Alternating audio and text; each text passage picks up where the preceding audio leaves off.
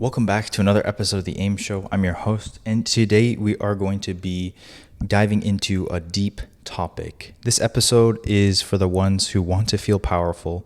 You've got ideas, you've got connections, and maybe you've got a lot of followers, but deep down you feel stuck. Maybe you feel like you're floating. Maybe you feel like you're drifting, like you're watching your own life from a distance.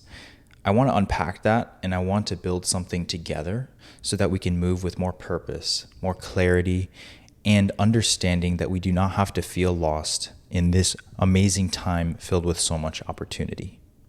So let's just get started and let's just get right into it. Now, there is the paradox of choice. When a lot of times we think of having more options and having more choices, we think that life is going to get a lot easier and a lot more clear. But in reality, when you have more options, it doesn't mean that you're going to have more clarity. Oftentimes, you might get a bit jumbled.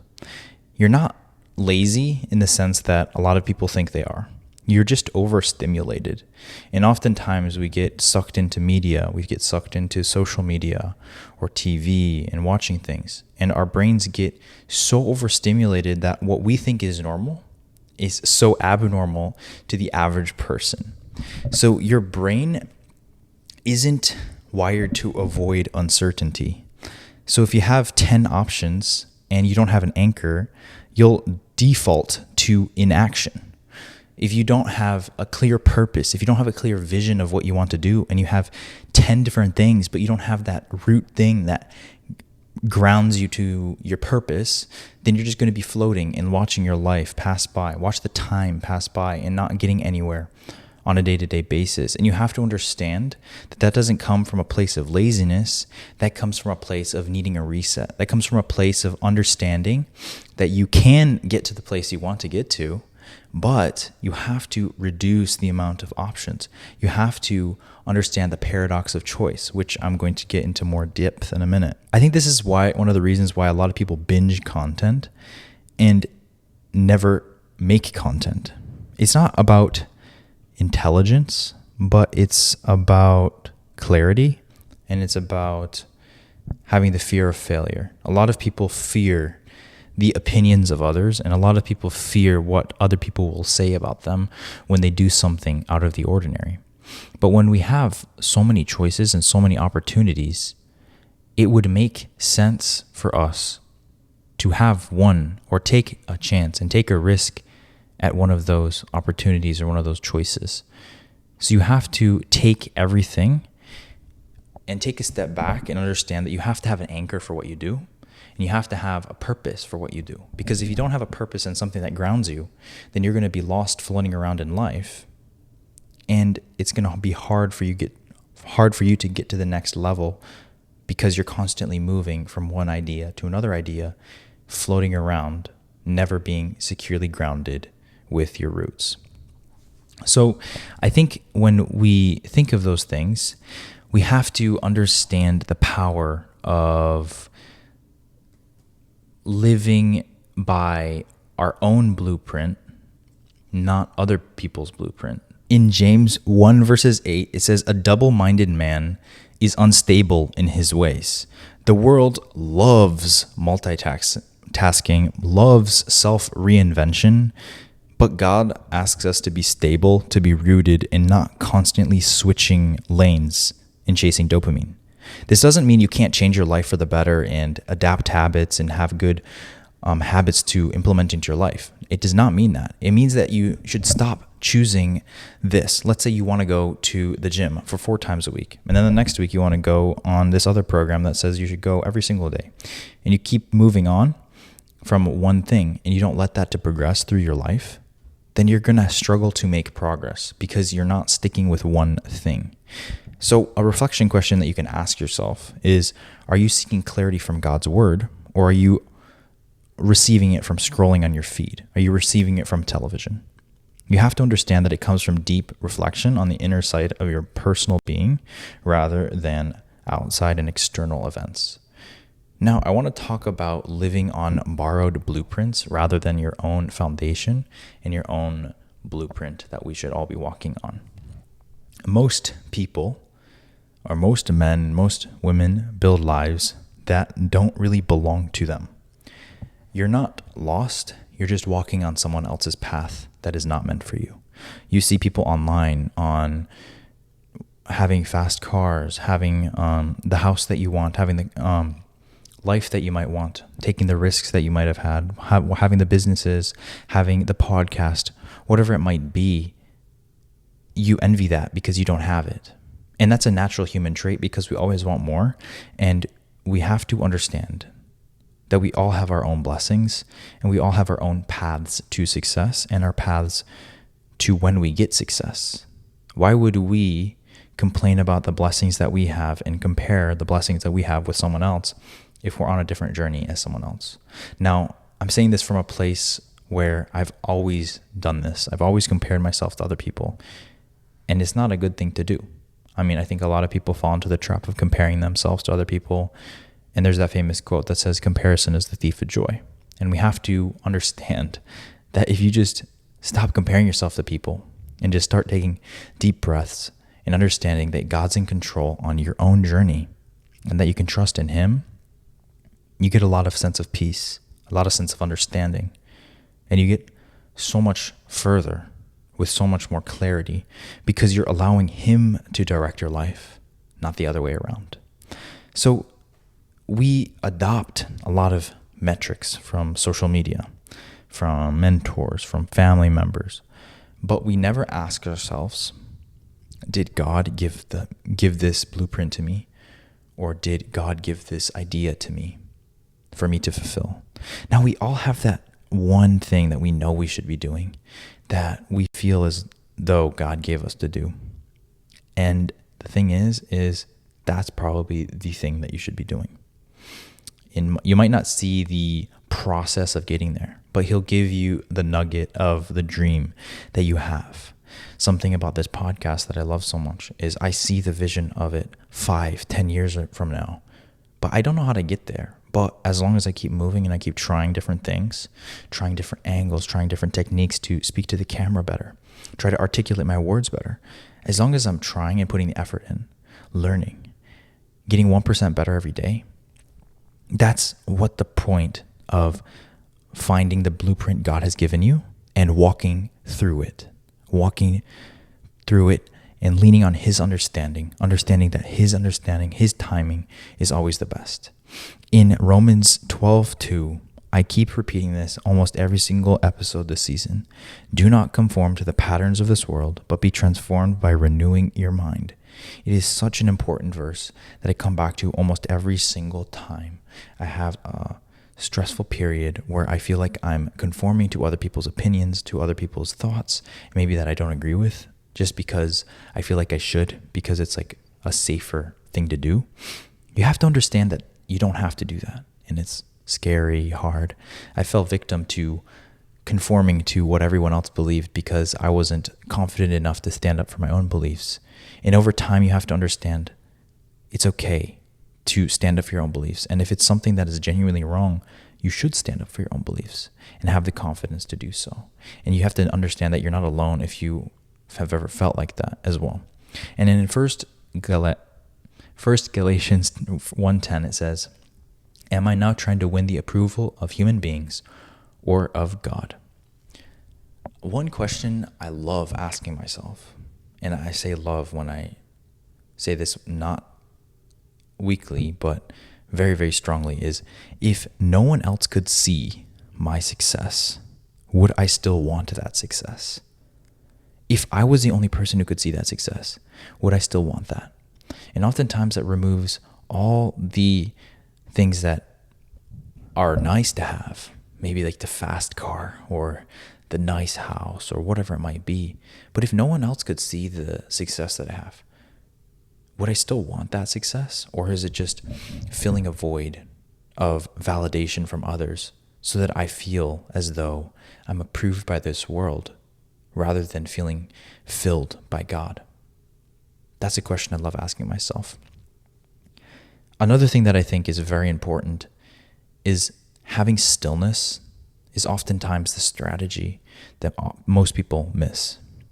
Because clarity isn't found in going at a million miles an hour, doing a million different things. it's found in doing things slowly, but not too slowly, but doing things in stillness and allowing yourself to go to stillness and get into stillness. Because stillness isn't laziness, it's alignment and understanding what you want to do with your life. In this loud world with extra media attention on the things that are negative in this world, God often speaks the quietest. So you have to calm down and let your world slow down and become still to hear his voice. We often miss our calling because we never slow down and allow stillness enough to hear his voice. In Psalms 46:10, it says, "Be still and know that I am God." And in Isaiah 30:15, it says, "In repentance and in rest is your salvation. In quietness and trust is your strength." Even Jesus regularly withdrew from crowds to pray and to rest and to reset. Some challenges that I put on myself that have completely and utterly transformed my life is just spending 5 to 10 minutes in breath work. Now, you might be thinking, okay, Alan, this is not a health channel, this is not whatever, but I promise and I guarantee that you will feel a sense of calmness you've never felt in your life if you do 3 rounds of Wim Hof breathing. Now, not a lot of people know what that is. You can do a quick Google search, but basically what it is you take excruciating or immensely deep breaths for 30 breaths and exhalations. And then after those 30 breaths, you exhale all your air and you hold your breath as long as you can. And you do that for 3 rounds. Now, by the 3rd round, you will be able to hold your breath for almost double, or I'm not going to guarantee anything because I don't want to say that, but you can hold your breath for much longer than the first round. Now, I don't know the exact science behind this, but you are putting so much oxygen in your body that you're getting rid of the carbon dioxide. You might feel a little lightheaded and sometimes, but you're almost like resetting your body. And every single time I do this, I can fall asleep very quickly. I feel refreshed the next morning, and you feel immensely calm. And I promise, if you just try it, you'll have an immense change. And another thing that I like doing is journaling. And every single week, at the end of the week, I'm not perfect, and I haven't done this for quite some time, which is not a good thing, but I don't know why I put it in here, but it's just to keep me responsible. It's, what is God trying to reveal to me this week? What is God trying to allow me to see and learn this week? And I think that's another good journal entry that you can kind of, relay off of, or you can learn from with time. And over time, you can read back those journal entries and say, oh, this is what I was learning at this time. And it helps take a step back and understand things from a different perspective. I think something that also is important is rebuilding your sense of direction or your compass. Direction comes from an understanding of what season you're in and what you're going through. Because you can't harvest the fruits of your labor during the pruning season of your life. You have to know where you are during your life, right? There's seasons of life and there's seasons of purpose. Like there's planting, which could be in terms of training, humility, and learning. And to be quite frank, that's right where I am right now in a lot of things in my life. I'm training in podcast. I'm training in how I speak to a camera. I'm training how I can be humble in things. And I'm training and I'm learning in different things. I'm learning how to speak to a camera again. I'm learning how to do different things outside of podcasting, business every single day, sports. And I'm just learning as much as I can. And the next season is pruning, cutting off what is good for what's God, or what's bad for what is God.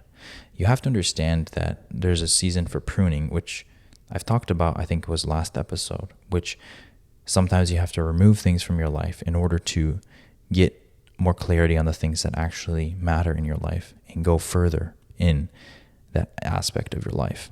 Now there's harvesting, which is action, confidence, execution in doing the things that you want to do. And then there's resting.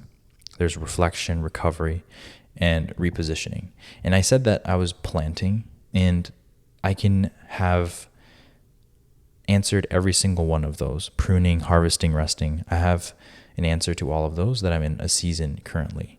And each season is a bit different, right? There could be a different season for my health journey. There can be a different season for my financial journey. There can be a different season for my spiritual journey. It doesn't really matter, but you have to understand that there's going to be seasons in those journeys, and you have to be able to balance them. And you have to understand that sometimes one's going to be weak and sometimes one's going to be strong, and you have to adapt your life to mold around that.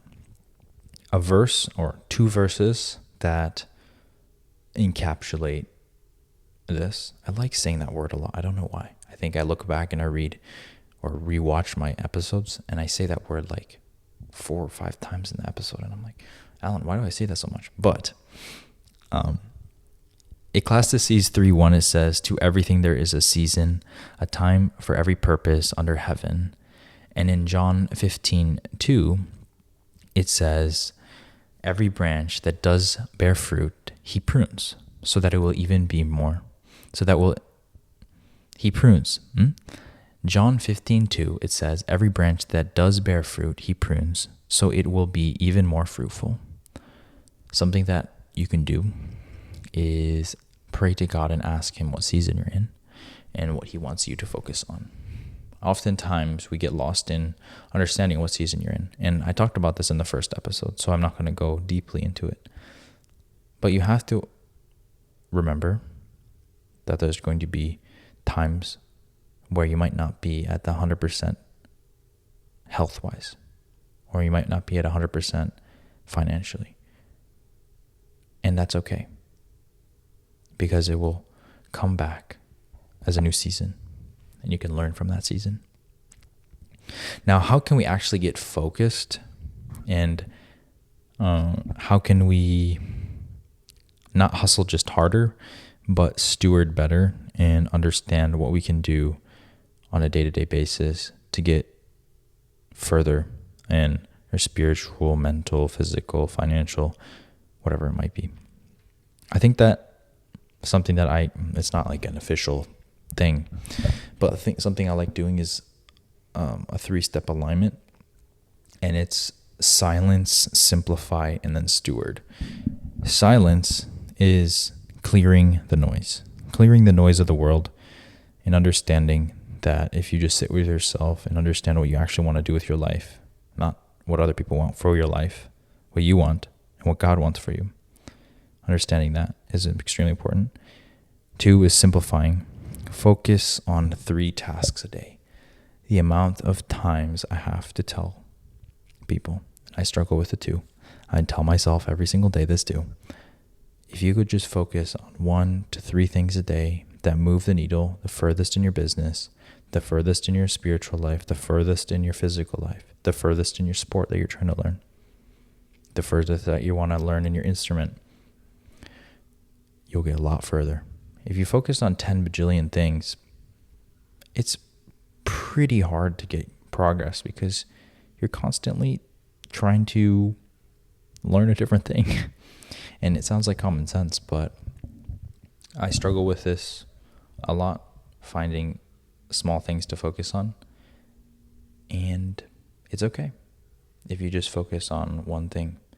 And oftentimes it's better to remove things and do less and consider that a successful day than doing more and screwing something up. And then the last one is steward. Maximize what God has already given you and use that to your advantage. Oftentimes we wait for the perfect time when we don't realize that the perfect time to start was 10 years ago. And we just sit there waiting for the perfect tree to grow, waiting for the perfect opportunity to fall into our lap, waiting for the perfect partnership, waiting for the perfect opportunity in our business or in our relationships or in our ministry work or in our podcast or whatever it might be. But the best time to do it is now. No one is going to ask you to get up and do something. That's your responsibility. You have to understand this. Don't pray for clarity and then avoid silence. And don't ask for more if you're not using what you have. Because if you're asking for more and you're not using what you have, then you're basically saying, I'm not grateful for what I have. Right? And you have to be grateful for what God has given you. And that's really hard because you see people online, especially on social media, having all these nice materialistic things, which, if you reflect a little bit, don't really actually matter, but they are nice to have. And you have to understand that they're all going to go away. But that doesn't mean that you can't have those things. I'm just saying that if you're not grateful for what you have, how can you expect God to bless you with more things? Because you have to be humble. You have to have humility and walk with purpose. You have to walk like Jesus. And you have to be a good leader, be a good role model. You have to be a good example. Because if we're going to try to lead the next generation into being strong people, being good leaders, being good husbands, wives, partners, good business partners who don't cheat, who don't lie, who don't do any of these things that are deceitful, that we shouldn't be doing, then it all starts with being grateful for what you have and giving back to the community. You have a gift. You have an amazing gift, and that's life. You have the opportunity to create impact on the whole world. And even if you create impact on 1% of the world, that's still a substantial amount of people. Oftentimes I look at and I'm like, well, I'm not making a big impact. Well, if your video got 100 views, go on Google and type in what a crowd of 100 people looks like. If it got 1,000, look at a crowd that's 1,000 people. If it got 10,000, look at a crowd that has 10,000 people. You'll have a lot more gratitude for that. Imagine having an auditorium filled with your viewers, filled with the people who like your videos, because your impact can go miles. It can go miles across the world on social media. And that's the beauty with social media. And that's the beauty with connection. You can completely change someone's life by just putting yourself out there, by just helping someone. You see someone crossing the street struggling, you can help them. That could absolutely change their life. Even if it isn't a major thing, you could have made that person's day. And that's all that matters, right? Maybe that person was having a hard day and you helped them. And that made their day for the rest of the week. The small things add up. The small things make the biggest impact on this world. And you have such a gift. You have such the ability. You have so many talents that you could use to completely and utterly revolutionize the way we think of what living life to the fullest is. We are all eventually going to die one day. So keep continuing to go. Keep continuing to do it. It's better to go down trying than never trying at all and wondering why you didn't try. Understand that you have complete and utter control with the decisions that you make. God gave us free will. And you, my friend, can do anything you put your mind to. Align it with God's vision. Seek Him with everything that you do. Pray. Find Him. Walk like Him. Speak like Him. Listen like Him. Act like Him. And in every facet of your life, become like Him as much as you can. Now, I kind of want to close in more a message to you. And I kind of just went off a tangent, but I just want you to remember that you're not behind. You're not as broken as you might seem. You're just in the noisy, chaotic system of the world that's trying to convince you that your value comes from performance instead of presence. Now, performance is important. Quality is important. But you're a being that can completely and utterly shift your reality. What if your next breakthrough doesn't come from more hustle, but it comes from more surrender and giving up things that you should be giving up? In Proverbs 3, verse 5 through 6, it says, "Trust in the Lord with all your heart and lean not on your own understanding. In all ways, submit to him, and he will make your path straight." Real success starts with obedience every step of the way. You're not lazy. You're just overwhelmed in a world that glorifies chaos. The more noise that you let into this world, the less you can hear God's voice. Don't copy someone else's success and expect God to bless it. You can't hear direction if you refuse to be still and allow it to come to you. Stop chasing fruit if you've not submitted to pruning the things that you have to prune in your life. And he cannot bless your life if you cannot be a steward. Let me know if this video resonated in any way, this podcast. I've been trying to make these a bit more high quality, a bit better, well thought out. But I often feel as though I go on rambles. So let me know what I can improve in the comments, by DM, whatever works. I'm trying to make such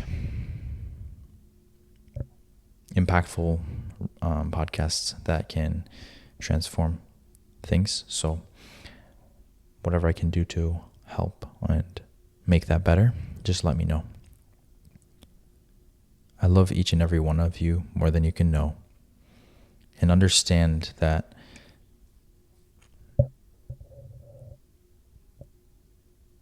you can completely and utterly change your life. With that, thank you all for tuning in, and I'll see you guys next week.